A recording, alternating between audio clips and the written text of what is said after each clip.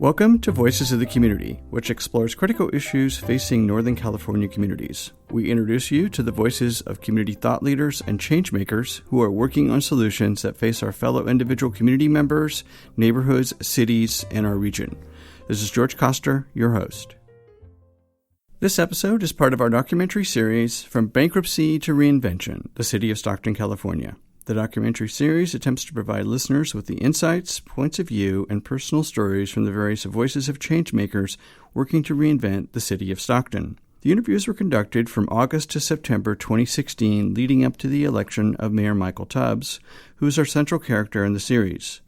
The interviews in the documentary series have been edited to fit into our show format. The unedited full interviews will be posted on my website, georgekoster.com, along with each episode of the series. It's everybody here coming together to see that, the agenda may be this way at the top in the north side of town, but that agenda needs to meet and match with everybody in town. And that part alone just was... Summer Success Leadership Academy is powerful. In this episode, we feature the voice of Anthony Rodriguez, who is an 8th grade English and math educator at Marshall Elementary and works with the Summer Success Leadership Academy in leading the mentor training program.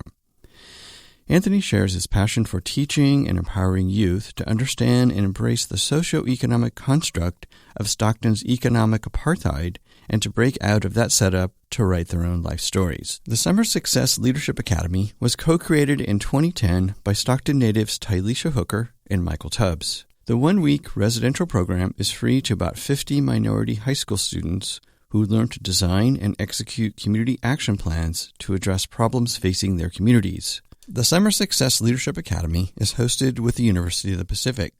Like the Phoenix Scholars program we discussed with Rebekah Fenton in Episode 1, Summer Success Leadership Academy's mission is to increase access to higher education for underrepresented students. The Summer Success Leadership Academy is part of Michael Tubbs' work to develop an ecosystem of youth organizing and leadership which ties into both the Stockton Scholars program that we discussed with Lange Luntao in Episode 5 and with the Stockton School Initiative and student outreach we discussed with Jasmine Dellafosse in Episode 7.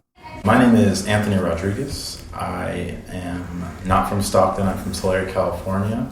My relationship with the Summer Success Leadership Academy is I have been a mentor for 5 of the years that I first participated. And then this past year, my 6th year, I have the opportunity to take over mentor training. And so, Anthony, why was the Summer Success and Leadership Academy created? The Summer Success Leadership Academy was created for the Stockton youth. And Ty-Licia and Michael, when they came to me, had already established that first year. And they put me in the position to really look at what I saw here in Stockton. And when we sat down, I started talking to them, and I told them, I see a lot of crime, a lot of exposure to that crime, a lot of activities where the kids are exposed to things that they shouldn't be exposed to. And I'm looking up stats online, looking up things online, and I'm figuring out that the kids in Southside, they need to age 15 years faster than kids in other parts of the town. And just that alone, us talking about that was just, Michael and Ty-Licia were like, that's exactly why we created this. Because students, kids, young people, they need to be exposed to things that they're not used to. They need to be exposed to higher education, role models that they necessarily don't get to see all the time, and to get them off the street during the summer to see a place outside of that place that they see all summer. So just that piece alone attracted me to stay here in Stockton, because my heart was destined to leave. But the movement that they have going on, to me, it matches. It's similar to Martin Luther King and Malcolm X to me. It's much bigger than, one part of the town. It's everybody here coming together to see that, the agenda may be this way at the top in north side of town, but that agenda needs to meet and match with everybody in town. And that part alone just was... Summer Success Leadership Academy is powerful. Just these two at the helm are And these two being Ty-Licia Hooker and Michael Tubbs, who is a city council person in Stockton and running for the mayor's office. Yes. And so in a sense, to your point, it's also bigger than the two founders themselves. Yes, the two founders themselves. That's kind of, yes. What I did. Yeah, thank you for writing that up. What would you say is the mission of the Academy? The mission of the Academy, I would say, is to inform the youth that they have a purpose, that they are set up to fail, but even though that is apparent, even though that is the way things are here in Stockton, they can still be empowered to break out of that setup. So walk us through, I'm a South Stockton resident, and I'm a kid who's like, wow, I want to go to the Academy. How would I get engaged in going to the Academy, and what would my time at the Academy look like? Okay, so getting engaged in the Academy really is by word of mouth. We are connected to the schools through the South Stockton Schools Initiative, and Jasmine Dellafosse does great work with all the schools, getting connected with the principals and the counselors and getting the word out that, we're holding this program this summer. And of course, I'm connected with my school, so I dish out the invitations to my students as well, entering into freshman year.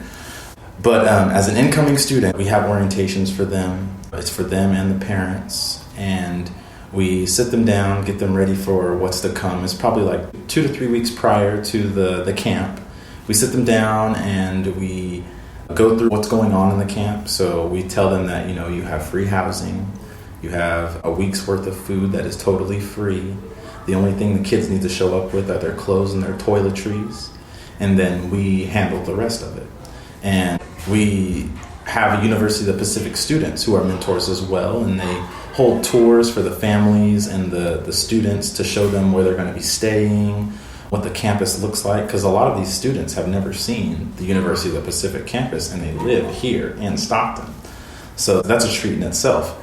So after 3 weeks goes by, we tell the kids and their parents to meet us at a certain part of the school. They check in. It's like a check-in process, like when you're going to college. That is really what it all is. It's giving them the full college experience.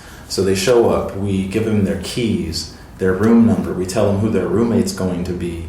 We walk them to their dorm room, we get them settled in their dorm room, and they have their own swipe card, because at University of the Pacific, the way you get your food is you swipe with a card, and then they send you to get your food. So the kids have their own swipe card that they have to be responsible for. If you lose your key, you're responsible for paying for that key. So it's a full college experience.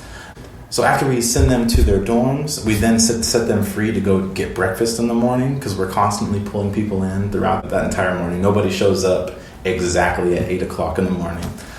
Living in certain parts of Stockton, you are set up to fail. And we must admit that first. We must admit that we as people living in Southside of Stockton are set up to fail. It's a reality that we must come to a conclusion with.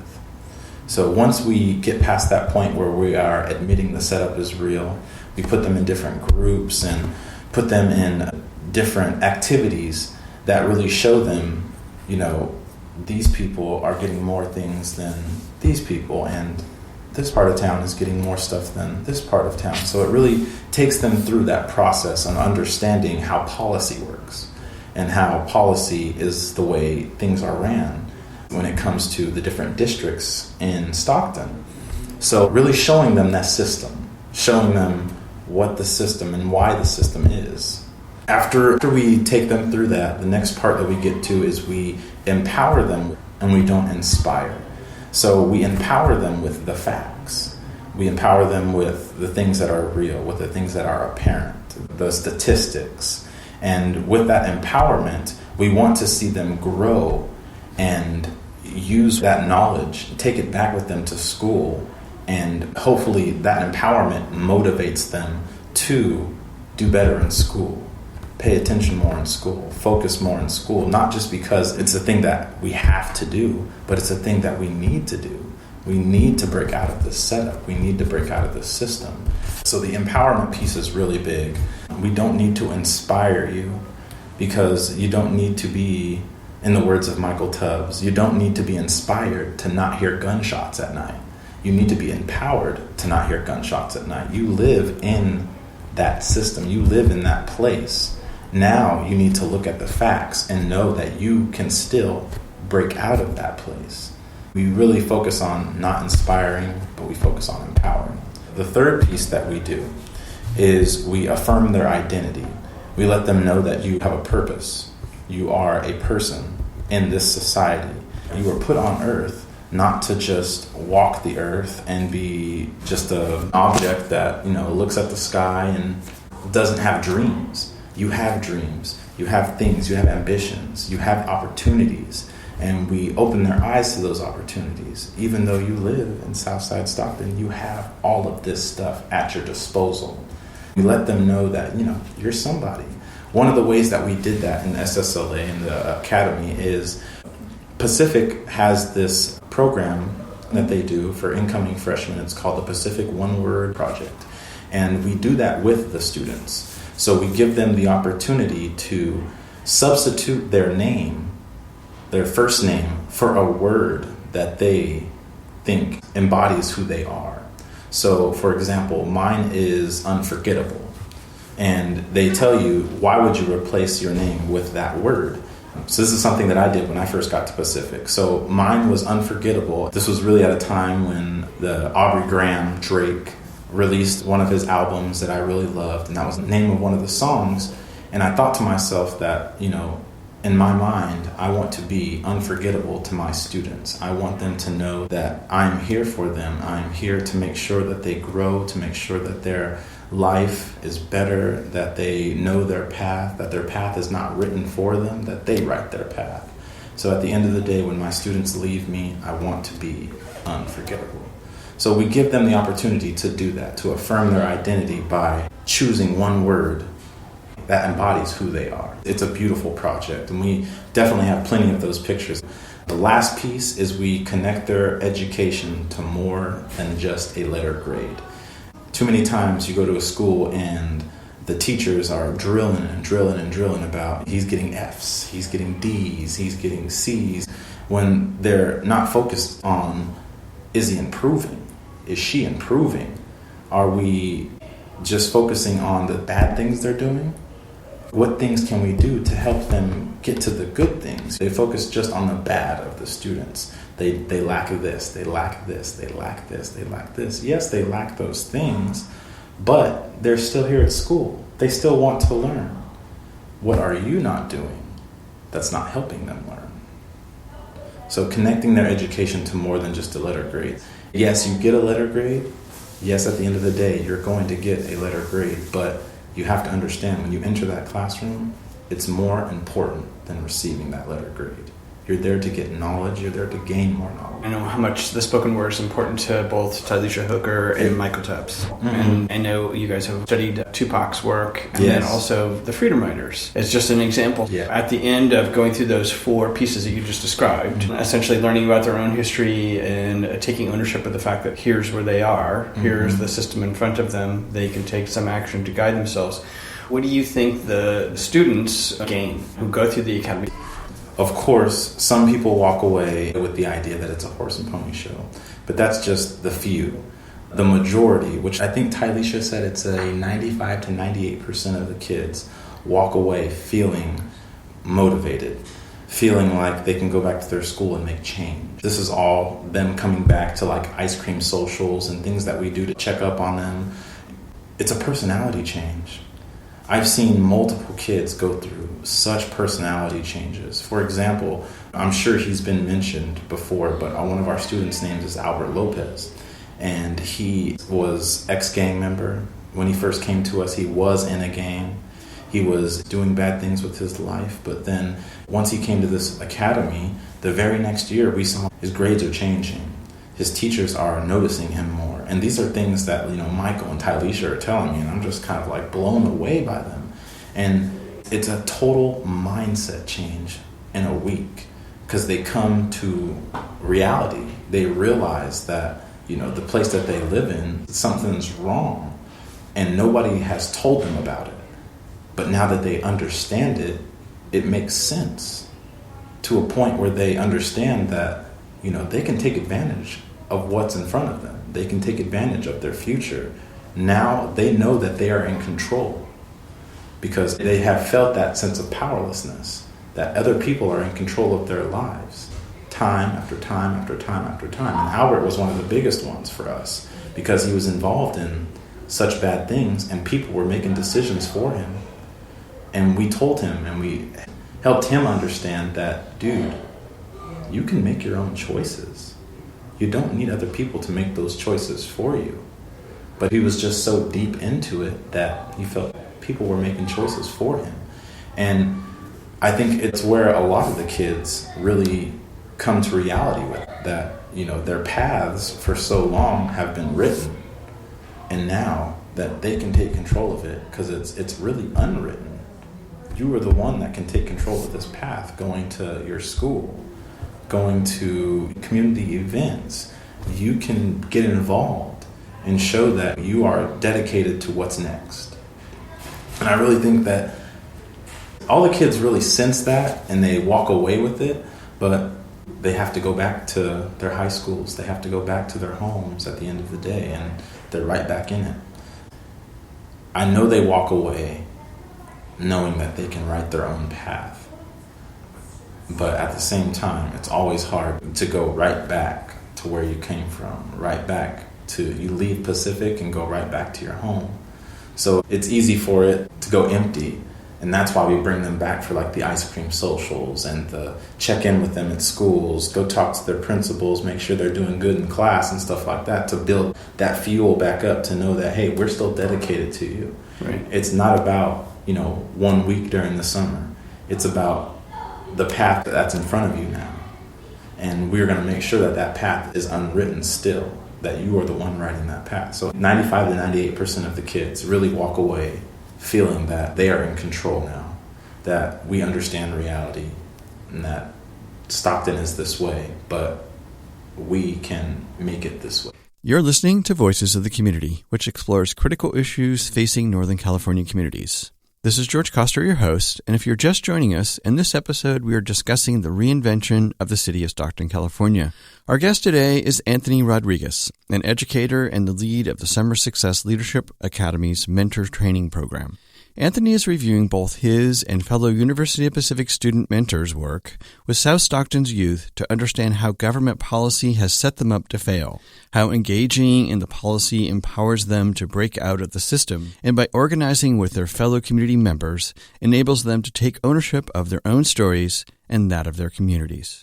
Do you have some favorite moments with students? What have you seen as the biggest impacts? Yeah, I do. One of the greatest activities that we do is on the first day, and it gets the most reactions, and it's the upset the setup. And Michael and Ty-Licia kind of came up with the whole thing, is where we place kids in 4 different squares, all right next to each other, and they're very small squares, and squares that represent communities, kind of like the Stockton districts. And we place those kids within those squares, and we give them materials. One district gets more materials, another district gets a little less materials, another district gets a little bit less materials, and then the very last district gets little to none. And then we throw them into an activity where they're trying to design your ideal community. And that's the plan for each little square, is design your ideal community. And you have to go to a housing developer to get things approved. So if you want to build a hospital, you have to go to the housing director. If you want to build a house, you got to go to the housing director. If you want to build anything, you have to go to the housing director. And the groups will send different people to go to the housing director. The higher district, so we'll say District 4 is the highest one. So Group 4 goes to the housing district, wants a hospital. Oh, yes, take your hospital. It's beautiful. Take your beautiful hospital. Group 1 comes and wants the same thing. And we're just like, no, you don't get that. You don't have enough money for that. You don't have the budget for that. Nope, go back to your district. And then we send them back. And one of the bigger rules is if you step out of your district, if your hand is even left out of your district, if your hand goes into another district, you go to jail immediately. We are taking constantly from groups 1 and 2, we are constantly just pulling people out of those districts, taking them to jail for no reason. Sometimes the pinky will step out of the square. Oh, you're going to jail. Your foot went into District 4. You got to go to jail. Okay, you don't mess with District 4. District 4 is a beautiful place. Okay, nobody likes your kind of District 4. And then eventually the kids start to see this and they're just like, something's not right in this thing. And we have police officers walking around too. We have jailers. So it's like the mentors are the people who play these roles. The mentors play the housing directors. The mentors play the cops. The mentors play the jailers. And we have a good time with them. And the kids eventually, they get to a point where this is not justice, and they'll start screaming and getting in our faces. And I love to play the position of the cop. I'm a bigger dude. So I noticed that. Yes. I love to play the position of the cop because eventually the kids, they start fighting back.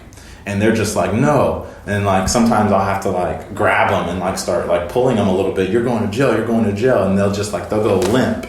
And they'll just be like, no, I'm not going to jail. This is injustice. Y'all are not treating us fair. Da da da da da da da da. And it gets to a point where, of course, we have to stop the activity because it gets crazy because the kids start getting aggravated with it. Every single year it happens. It gets aggravating for the two lower groups. And then we'll put them in a circle and we'll just start talking about things.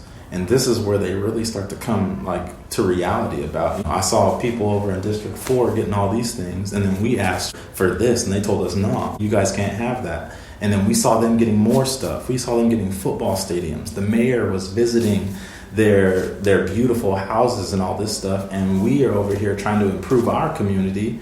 And the mayor is putting our community down. So it's just a very large aha moment. Yeah, it's a very large aha moment. And then that's when we start to pull in what were we talking about with Tupac? What were we talking about with the districts here in Stockton?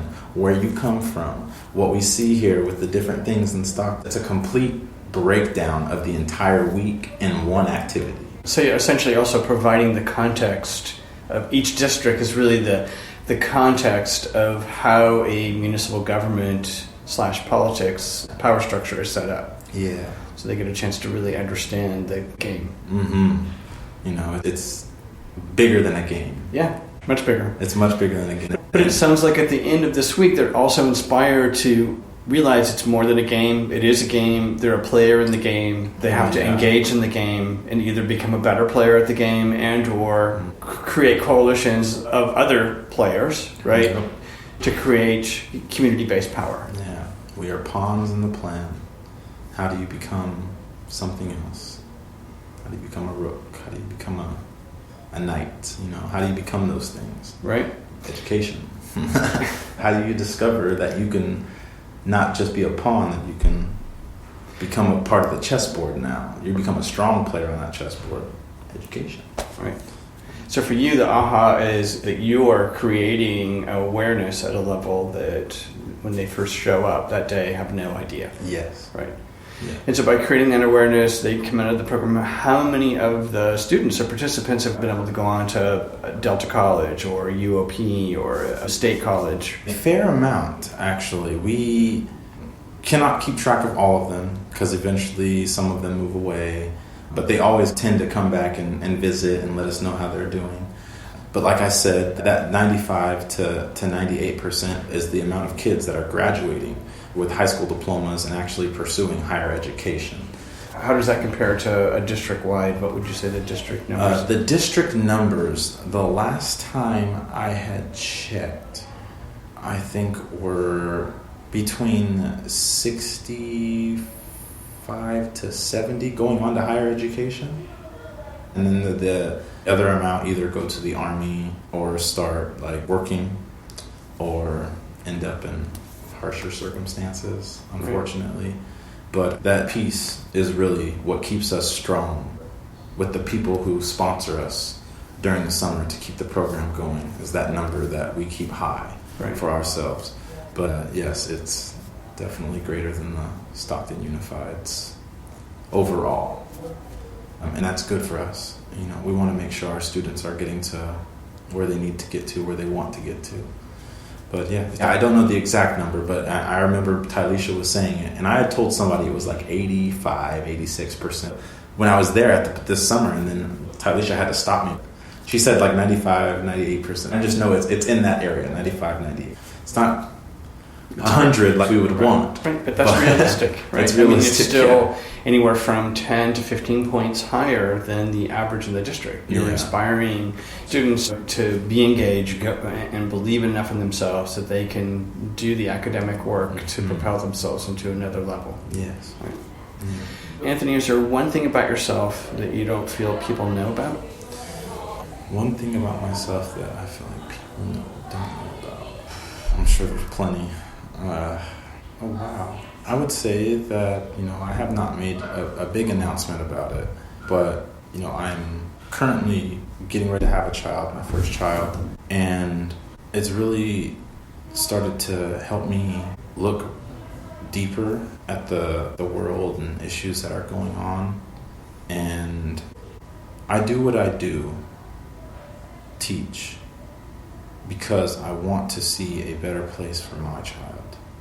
I want to see people creating a better place, better streets for my child to walk down.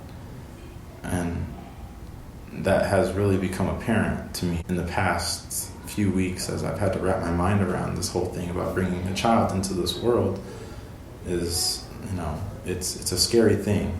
But I think, what I want people to know about me is that I do this, show up to work every day. I get up every day. I walk into my classroom every day because I want to see those children create a better world for themselves. Not only for the benefit of having the things and the dreams and the aspirations and all those things that they want, but also for the people that they love around them. And working in Southside is difficult. It is. It's stressful. It's frustrating, especially when your students. They come to school one day and everything I taught them the day before will just go in one ear and out the other because they have to go home at the end of the day. And some of my kids go home to places with abusive parents and gang activity. And for me, that's even more empowerment to get up in the morning. So yes, people don't know that, the reason I do what I do is for my babies. Not just my babies, my baby. And I want them to have the dreams, the aspirations, and everything that they want when they reach the end of that road. And I want them to write their own story, not the story that's written for them. Anthony, thank you for being on Voices of the Community. That's it for this episode of Voices of the Community. You've been listening to Anthony Rodriguez, educator, father, and lead mentor who shared his work with the Summer Success Leadership Academy to increase high school graduation rates, support students' efforts to pursue higher education, and write their own life story and create a better world for themselves. Voices of the Community is a labor of love. This documentary series on the city of Stockton's reinvention is a tribute to my mother, Josephine Coster Wiley, who grew up in South Stockton and passed away during the production of the documentary series. My mom was a first-generation Italian immigrant whose family migrated to Stockton and owned a motel on the Old Charter Way, now renamed Martin Luther King Boulevard, in the heart of South Stockton. Mayor Michael Tubbs also grew up in South Stockton with his single mother, Ricole Dixon. Throughout the series, you'll hear voices of community members who are working with Michael Tubbs in both creating new organizations as well as working with fellow community members to reinvent both South Stockton and the greater Stockton community. I want to thank my associate producers, Eric Estrada and Nick McClinton, as well as advising producer, Malcolm Cecil. Please go to georgecoster.com to check out our next episode of From Bankruptcy to Reinvention, the City of Stockton, California documentary series, as well as our archived past shows, which feature community voices working on solutions to critical issues facing Northern California communities. Please rate us on iTunes or wherever you get your podcast and share the story with your friends. Follow us on Twitter @GeorgeCoster and email us at george@georgecoster.com. I'm George Coster in San Francisco, and thank you for listening.